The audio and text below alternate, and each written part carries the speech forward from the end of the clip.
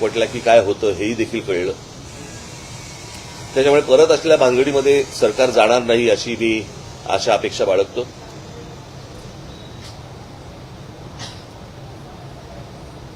खरं तर या गोष्टी काही करायची आवश्यकताच नव्हती, काही गरजच नव्हती.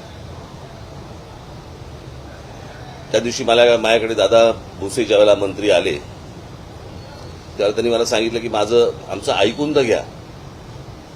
तेव्हा मी त्यांना सांगितलं होतं, मी म्हटलं तुमचं ऐकून घेईन पण ऐकणार नाही आणि या विषयामध्ये कोणतीही तडजोड होणार नाही. कारण हे काय आहे, हे स्लो पॉइझनिंग आहे. हे हळूहळू एक एक या गोष्टी आतमध्ये पेरायच्या आणि ते खास करून महाराष्ट्राच्याच नशिबी येणार, बाकीची राज्य कुठची ऐकणार नाहीत. आणि हा प्रयत्न त्यांनी करून पाहिला, परंतु तो त्यांच्याच मला असं वाटतं अंगाशी आला आणि त्याच्यातनं तो सगळे जीआर मागे घेतले गेले. आता काहीतरी ते समिती नेमतायत, कोणाची ती जाधवांची.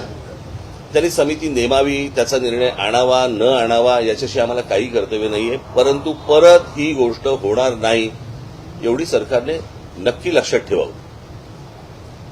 असल्या कोणत्याही गोष्टी आम्ही मान्य करणार नाही, या होणार नाहीत.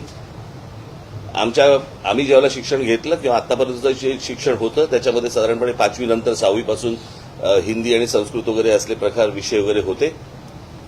परंतु मी त्या दिवशी म्हटल्याप्रमाणे मुळात हिंदी आणण्याचा का ह्यांचा प्रयत्न आहे मला अजूनपर्यंत कळलेला नाही, कारण ह्यांना हिंदी येते म्हणून नसेल.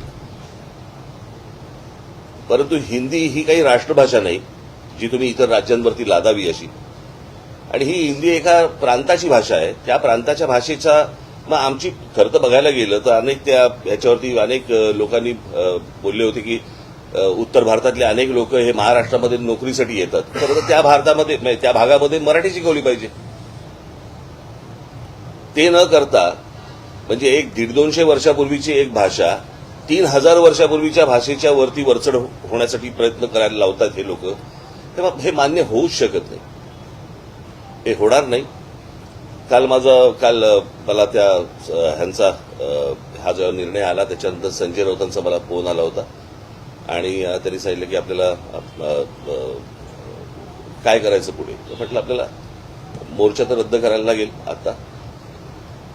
तर त्यांनी म्हणाले की आपण एक विजयी मेळावा आपण घ्यायला पाहिजे. म्हटलं घेऊया.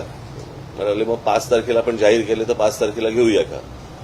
म्हटलं 5 तारखेला घेता येईल. म्हटलं आत्ता काही ठिकाण जाहीर करू नका. म्हटलं मी माझ्या लोकांशी पहिल्यांदा बोलीन, चर्चा करीन आणि चर्चा केल्यानंतर म्हटलं मग आपण एकत्र मिळून ठरवू आणि मग त्याच्यानंतर बघू आपण 5 तारखेला काय करायचं ते. तर त्याप्रमाणे 5 तारखेला तर अजून काही ठिकाण वगैरे ठरलेलं नाही. मी माझ्या सहकाऱ्यांशी बोलीन, मग त्यांच्याशी बोलणं होईल, माझे सहकारी त्यांच्याशी बोलतील आणि मग त्याच्यातनं 5 तारखेचा मेळावा होईल. तो मेळावा जरी झाला तरी त्याला काही पक्षीय त्याला लेबल लावण्यात काही अर्थ नाहीये. कारण हा खरा तर विजय हा मराठी माणसाचा विजय आहे आणि त्या दृष्टिकोनातूनच या मेळाव्याकडे पाहिलं पाहिजे आणि तुम्ही देखील बघितलं पाहिजे. अर्थातच मला आनंद आहे या गोष्टीचा की ज्या प्रकारे वर्तमानपत्र आणि टेलिव्हिजन चॅनल, तुम्ही पत्रकारांनी आणि अनेक संपादकांनी ज्या प्रकारे हा विषय लावून धरलात, मी खास करून तुमचं सर्वांचं मी अभिनंदन करीन. अशा बाबतीत सर्वजण जागृत असले पाहिजेत आणि कुठे कुठे काय काय गोष्टी घडतायत होत आहेत. मला असं वाटतं हे महाराष्ट्राला तुमच्या चॅनलच्या वतीने, वर्तमानपत्राच्या वतीने कुठे कुठे हे काय गोष्टी मुरतायत हे तुम्ही सांगितलं पाहिजे. ज्या वेळेला हा 5चा कुठे करणार आहोत त्याचा निर्णय होईल त्यावेळेला तुम्हाला सांगण्यात येईल. काल तुम्ही या सगळ्या विषयासंदर्भात जी भूमिका घेतली, मनसे कार्यकर्त्यांनी जे आंदोलन उभवले त्यानंतर सरकारला नक्की भूमिका कुठेतरी हा हिंदी सक्तीचा जो DRI तो रद्द करावा लागला. हे मागे बंद करायला सांगणार काय कामं चालू आहेत.